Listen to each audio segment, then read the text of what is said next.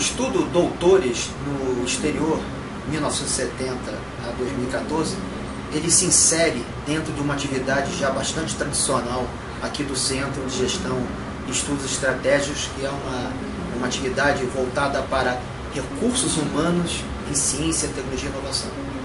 Desde o começo da década, 2010, a gente publica um texto sobre, um livro, aliás, sobre doutores, né, no Brasil, em 2010, e logo em seguida um livro em 2012 sobre mestres, né, em 2012. Portanto, a gente começa a partir da década de 2010, né, você já começa a prestar esse serviço que a gente apelida aqui dentro da Casa de Recursos Humanos para Ciência, Tecnologia e Inovação. A gente vem aportando, né, recursos, aportando conhecimento nessa atividade. Ano passado, com o processo de elaboração do novo estudo que vai ser lançado agora por ocasião da SBPC, que é Mestres e Doutores 2015, uma atualização desse estudo de 10 e 12, como eu falei anteriormente, a gente sentiu a necessidade de agregar alguns dados de doutores no exterior, porque a gente cobre muito bem esse campo de mestres e doutores formados no Brasil. E a gente sentiu que existia, eu diria, um gap em relação a essa informação de doutores formados no exterior. Portanto, nossa primeira iniciativa foi agregar a todo esse conjunto de informação, de conhecimento que a gente produziu sobre mestres e doutores no Brasil, para avançar para esse campo de doutores no exterior. O nosso corte foi trabalhar apenas nesse primeiro momento, com doutores de formação plena, com formação plena no exterior. Portanto, os doutores que foram ao exterior na modalidade sanduíche não estão contemplados nessa investigação. Diferentemente dos doutores e mestres no país, a gente não tem um coleta-cápsula à disposição que possa nos subsidiar com informações da elaboração do estudo. Portanto, nós fomos à plataforma Lattes para, de alguma forma, fazer um recorte sobre esses profissionais que foram para o exterior, porque eles, no formulário da plataforma Lattes, eles preenchem, né, essa informação que são doutores no exterior, portanto eu tenho acesso a isso. E consegui fazer, eu diria, um cruzamento com o que eles fazem hoje dentro do setor produtivo, né, e também dentro do setor público, a partir de informações da RAIS 2014. Portanto, a partir do CPF dessas pessoas, né, desses colegas que informam a sua formação na plataforma Lattes, de posse do CPF deles, e com a RAIS 2014 cedida pelo Ministério do Trabalho e Emprego, eu consigo ter uma exata noção de onde esses profissionais, esses doutores no exterior, com formação plena no exterior, estão alocados no mercado de trabalho. Portanto, é isso, é um estudo que se debruça sobre doutores no exterior, de formação plena, e que de alguma forma eu traço o perfil acadêmico e profissional desses profissionais.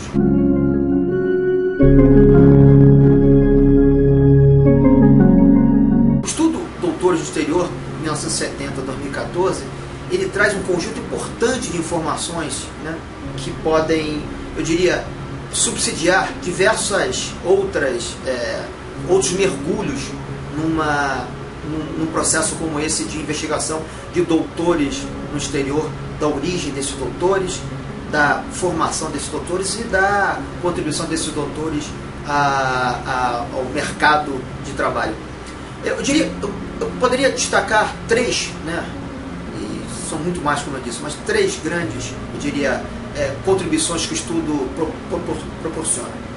O primeiro é algo que a gente chama de uma tipologia da evolução da formação de doutores no exterior.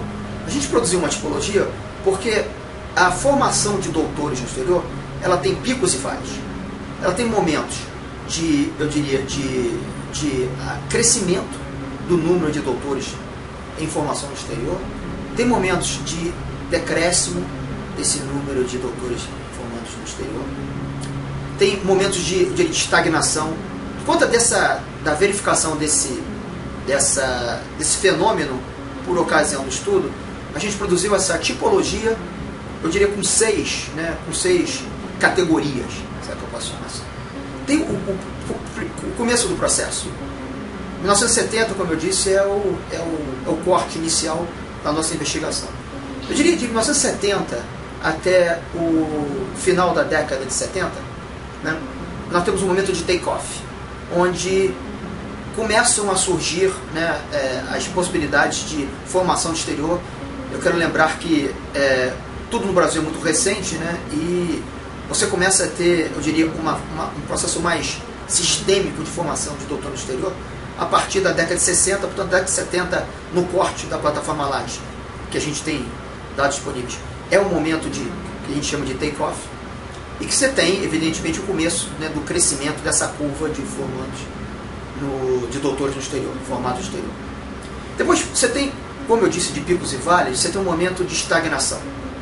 O momento de estagnação ele é revertido pelo surgimento do programa RAI, no final da década de 80 do século passado. Então veja, o que eu quero dizer é que alguns fenômenos, eles estabelecem esses picos e vales na formação de doutores no exterior. Portanto, quando você tem o surgimento do programa RAI, você tem uma reversão daquele momento de estagnação, e no terceiro momento você tem uma volta do crescimento. Após, eu diria, esse momento de impacto do programa RAI, já na década de 90, você tem uma reversão da curva, mais uma vez. Reversão essa, de alguma forma, patrocinada pelo próprio Estado brasileiro. O Brasil considera, na década de 90, depois da crise da década de 80, né, e depois do fenômeno RAI, que o Brasil tem capacidade de formar os seus quadros. Que o Brasil ele já tem, eu diria, uma estrutura acadêmica para responder à demanda por formação de doutores dentro do país. Então você tem uma reversão, eu diria, será que eu posso chamar assim? Uma reversão planejada dessa curva. Então você começa a diminuir o envio de alunos para o doutorado pleno no exterior, porque eu tenho capacidade de formá-los no Brasil. Mas surge o fenômeno do doutorado sanduíche. Eu sou produto desse fenômeno do doutorado sanduíche. Né? Eu abro mão de fazer o doutorado no exterior, porque é mais barato para o país, e eu tenho universidades no Brasil que me atendem plenamente para a minha formação a nível de doutorado. Portanto, eu fico no Brasil, faço o doutorado no Brasil e tenho a oportunidade de complementar o meu período de investigação no exterior, o doutorado sanduíche. Esse grupo de atores que vão para o doutorado sanduíche não estão inseridos nessa investigação. O número que nós temos, né, a população que nós temos nesse estudo de 14.173 doutores formados no exterior do período de 1970 ao período de 2014, formação plena no exterior, são todos eles com aquela formação tradicional de 4, 5 anos no exterior para o doutoramento. Okay? Então veja, tem esse período também, voltando à tipologia, de uma regressão do processo quantitativo de formação, a partir de uma estratégia brasileira. E depois tem uma ligeira retomada, já no comecinho do novo século, uma ligeira retomada que vai entre 2001 e 2007. E retomada essa que se consolida a partir de 2007. E a nossa hipótese é a melhora da economia brasileira a partir de 2007.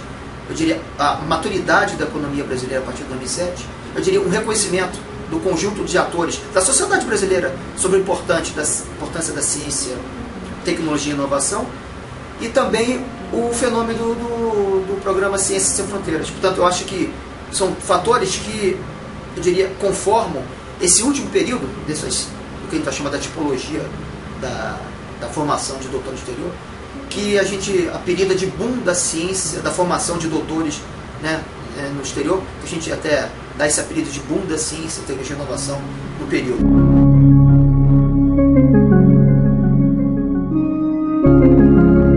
Também a questão de gênero é uma questão muito interessante, porque alguns dados foram ao encontro do que a gente conhece, no caso de doutores no país, né? E outros dados nem tanto. Vamos lá.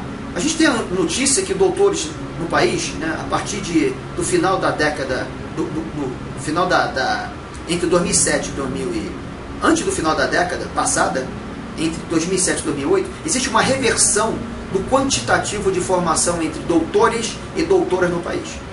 O país começa a formar mais mulheres doutoras, a partir de 2007, falando no país, do que homens. E a gente observou esse fenômeno no exterior a partir de 2012. Até 2011, a gente tinha ainda um número maior de doutores em formação plena no exterior, no caso do doutorado, do que doutoras. A partir de 2012, existe essa reversão desse quadro. Portanto, né, um pouquinho mais tardiamente do que foi verificado no caso brasileiro, no caso da intraformação, formação no Brasil, também o fenômeno acontece na formação de doutores no exterior. Além disso, além dessa questão de as mulheres começam a ter um número maior de quadros formados doutores de exterior a partir de 2012, a gente percebe que a diferença, a desigualdade salarial entre homens e mulheres, doutoras e doutores formados no exterior, continua sendo bastante significativa. A mulher doutora, quando volta ao Brasil, e essas doutoras que a gente identifica na RAIS, ela recebe em média 19% menos que os doutores. Então, quase 20%, né, menos que os doutores na mesma situação formados no exterior. Portanto, não é uma informação que possa deixar nenhum tipo de, causar nenhum tipo de grande surpresa, porque, guardada a devida proporções, no mercado de trabalho é mais ou menos isso, né? Os dados que nós temos, né? Em média, a mulher recebe 25% menos que o homem, e na média, nas posições de trabalho, né? A partir de dados que nós temos de 2 anos atrás. A mulher trabalhadora, ela recebe em média 25% menos que o homem trabalhador. Voltando para o caso do homem doutor e a mulher doutora, ela recebe cerca de 19% menos que o homem doutor. E aqui a gente pode ter algumas, eu diria, hipóteses para tal fenômeno. Uma das hipóteses é que boa parte da remuneração desses doutores e dessas doutoras ocorre num processo que é bastante conhecido de ocupação de cargos no setor público. E aqui eu falo em administração pública direta, indireta. Aqui eu falo no setor público federal, estadual e municipal. Por que eu estou trabalhando eu diria, com tanta convicção nessa hipótese? Porque, na realidade, os dados indicam para a gente também que cerca de 75% desses doutores, né, que estão hoje no mercado de trabalho, eles estão empregados na administração pública federal, que é o grande empregador, mais de 50% na administração pública federal, mas também na estadual e municipal. Então, 75% dessa massa de doutores, que hoje está à disposição do mercado de trabalho, formados no exterior, eles são funcionários públicos federais, estaduais ou municipais.